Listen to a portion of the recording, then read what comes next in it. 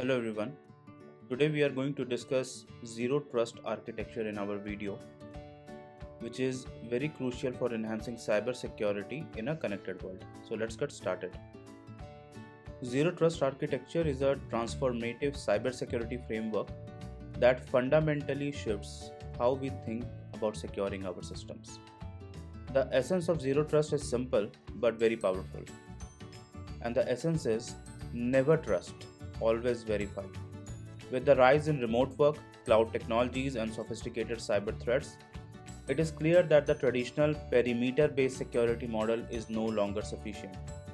So, let's dive in and explore why zero trust is essential for modern cybersecurity. So, traditionally, cybersecurity has relied heavily on perimeter defenses, assuming that everything inside the network is trustworthy. However, this approach is increasingly inadequate in today's IT environment, which are characterized by remote work, cloud adoption, and IoT devices. Cyber threats have grown in sophistication, exploiting these vulnerabilities. Zero Trust addresses these challenges by enhancing protection, offering improved visibility, and minimizing risk. In coming slides, we will see how this paradigm shift works in practice. So let's understand that zero trust is built on three foundational principles. The first is verify explicitly. This one, that every access request is authenticated and authorized. The second one is least privilege access,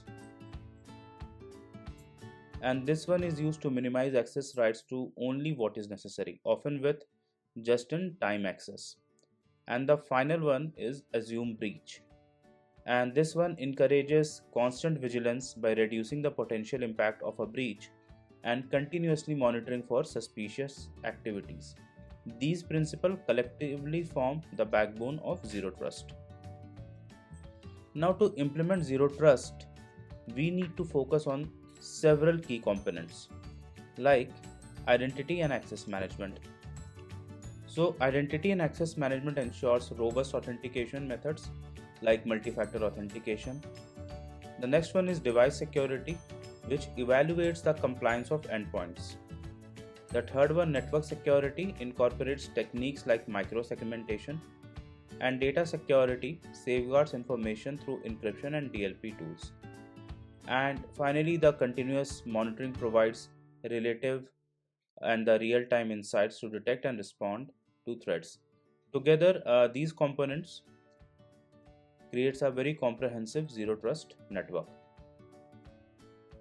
Now let's understand how it works. So it begins with identity verification, which is your step 1, where strong authentication validates user. That means you need to have strong passwords. You can have something like a multi-factor authentication or biometrics in place. The next is device assessment, which ensures that device complies with security standards. For example, your software should be updated. You should have updated antivirus, updated firewall configuration. The next one is access control, which is used to evaluate contextual factors before granting any permission. And finally, continuous monitoring inspects and logs activities, enabling real-time anomaly detection. This layered approach makes a zero trust robust and adaptive to emerging threats. Now, zero trust is not just theoretical. It's a very practical and applicable approach to the real world scenarios. For example, securing a remote workforce through zero trust ensures safe access to corporate resources.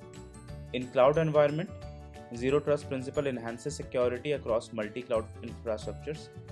Additionally, micro segmentation protects critical data by limiting to only those who needs it. And these examples demonstrate flexibility and effectiveness of zero trust.